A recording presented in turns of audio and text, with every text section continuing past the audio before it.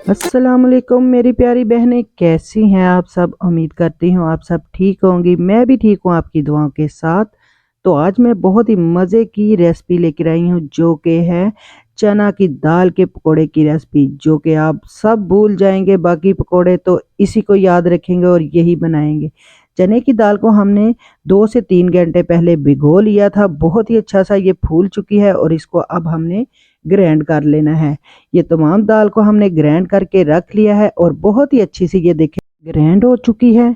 और इसके बाद अब हम इसके अंदर और मसाले डालेंगे, जिसमें हम बहुत ज़्यादा मसाले इसके अंदर ऐड नहीं करेंगे क्योंकि चंद ही इसके अंदर मसाले जाएंगे। जिसके अंदर हमने सबसे पहले हरा प्याज डाला है, जो कि बारीक काट के हमने इसके अंदर हरा प्याज 1 से 2 आप ले लें और वो प्याज काट के आप इसके अंदर डाल दें। और धनिया भर के हमने लेना है, धनिया 1 मुट्ठी आपने ले लेना है, वो आपने इसके अंदर शामिल कर देना है। हरी मिर्च भी आपने इसके अंदर शामिल करनी है, वो भी बारीक सी काट के आप इसके अंदर शामिल कर दें। और उसके साथ ही हमने ब्रेड क्रम्स डाले हैं। ब्रेड क्रम्स हम पहले हाफ डालेंगे, फिर अगर हमें आगे ज़रूरत पड़ी तो हम बाकी के भी इसके अंदर शामिल कर देंगे। उसके बाद 1 चम्मच हमने चिली फ्लेक्स डाला है, 1 चम्मच हमने चाट मसाले का डाला है, हाफ टी स्पून हमने इसके अंदर धनिया पाउडर डाला है और हाफ टी स्पून ही हमने इसके अंदर गरम मसाले का शामिल किया है। हाफ टी स्पून ही हमने इसके अंदर सुरख मिर्च शामिल की है और हाफ टी स्पून ही इसके अंदर हमने हल्दी शामिल की है। 1 चम्मच हमने इसके अंदर नमक शामिल कर दिया। नमक आप इसके अंदर हस्बे जायका शामिल कर सकते हैं। हाफ टी स्पून हमने इसके अंदर ज़ीरे का शामिल किया है। हमने ज़्यादा तेज़ मसाले नहीं ऐड किए। आप अगर इसके अंदर ज़्यादा तेज़ शामिल करना चाहती हैं मसाले तो आप तेज़ भी कर सकते हैं।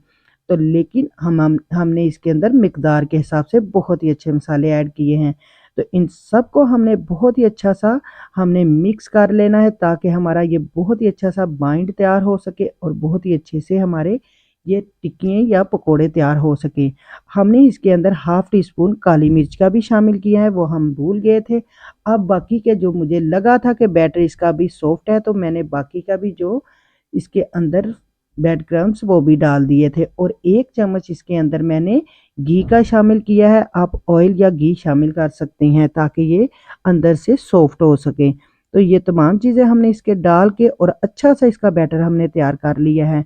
हमने इसका बैटर ज़्यादा पतला नहीं रखा। अब हमने हाथों को अच्छी तरह ग्रीस करना है और हमने बहुत ही अच्छे से इसके टिक्कियाँ बना ले, पकोड़े बना ले, या जैसे भी आप इसकी शेप इसको देना चाहते हैं वो आप तैयार कर सकती हैं। मैंने बहुत ही अच्छी सी इसकी टिक्कियाँ बनाई हैं और बहुत ही अच्छे से ये स्नैक्स बन के तैयार होंगे। आप यकीन करें आलू और बेसन के पकोड़ों को आप भूल जाएंगे। तो इसी तरह हमने तमाम जो टिक्कियाँ बना के हमने एक साइड पे रख ली थी और इसी तरह हमने हाथों को ग्रीस करके ये तमाम टिक्कियाँ बनाकर हमने पहले से ही रेडी करके रख ली हैं। अब हमने एक फ्राई पैन में ऑयल गरम किया। अच्छा सा गरम हो जाए, आप पहले चेक कर लें कि अच्छा सा गरम हो गया है। ज़्यादा तेज़ भी आंच पे हमने इसको नहीं पकाना, नॉर्मल आंच रखेंगे और बहुत ही अच्छे से, ताकि हमारे ये क्रिस्पी से ये पकोड़े जो है बन के रेडी हों। तो इसी तरह मैंने तमाम एक एक करके जो है टिक्की इसके अंदर शामिल की। तो बहुत ही अच्छा सा ये घी हमारा गर्म हो चुका था और अब हमने इसके अंदर एक एक करके टिक्की को फ्राई करना शुरू कर दिया है। तो इसके अंदर हम ऐसे ही आराम से और सुकून से डालेंगे ताकि हमारी टिक्की टूट ना जाए। और इसी तरह हमने एक एक करके तमाम टिक्कियों को इसके अंदर शामिल कर दिया है। जब एक तरफ से हमारी टिक्की बहुत ही अच्छी सी फ्राई हो जाए तो फिर हमने इसकी साइड चेंज कर देनी है। आपने भी इसी तरह करना है। एक दफ़ा यकदम से आपने इनको हिलाने नहीं लग जाना। आपने इसको 1 मिनट के लिए पहले इनको रेस्ट देना है घी के अंदर, ताकि ये अच्छा सा फ्राई हो सके और फिर आपने इनकी साइड चेंज करनी है। हमने इन तमाम टिक्कियों को जब देखा कि एक तरफ से बहुत ही अच्छी सी ये पक गई हैं, तो हमने इनकी साइड चेंज की और देखें बहुत ही अच्छा और खूबसूरत सा कलर आया है।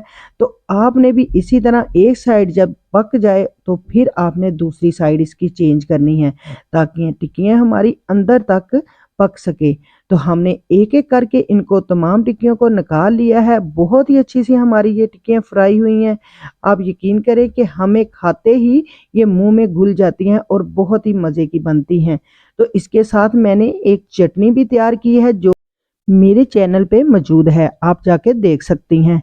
तो इसके साथ ही हमने वन बाय वन करके तमाम टिक्कियों को निकाल लिया था। अब एक दोबारा से हमने जो रह गई थी वो भी टिक्कियाँ हमने फ्राई कर ली हैं। इस तरह हमारी तमाम टिक्कियाँ जो बन के रेडी हो गई हैं और इसको हमने ग्रीन चटनी के साथ बहुत ही मज़े लेके और चटखारे के साथ हमने खाया है। आप यकीन करें कि इतनी मज़ेदार बनी थी कि सबने उंगलियां चाटते रह गए थे। आपको अगर मेरी थोड़ी सी भी ये रेसिपी अच्छी लगी है तो प्लीज़ मेरे चैनल को लाइक करें, सब्सक्राइब करें और आगे दोस्तों को शेयर करें। फिर मिलेंगे नई रेसिपी के साथ, तब तक के लिए अल्लाह हाफिज़।